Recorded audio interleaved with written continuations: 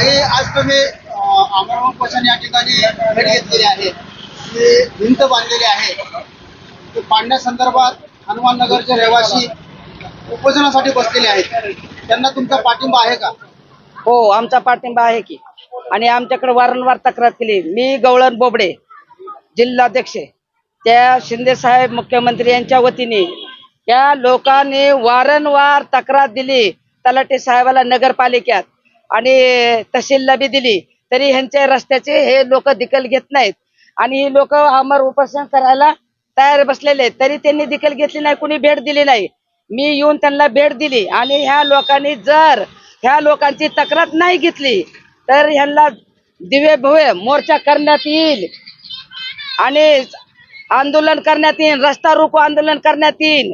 ही तत्काळ माझी मागणी आहे की यांनी लवकर जाऊन हनुमाननगरला भेट घेऊन ह्यांच्या रस्त्याची कारवाई करावी, सुरू करावी, अशी माझी नम्र विनंती. नाहीतर मी मुख्यमंत्री शिंदे साहेबापर्यंत हा प्रस्ताव मी तिकडे त्यांच्यापासून पाठवीन आणि त्यांच्याकडे देईन.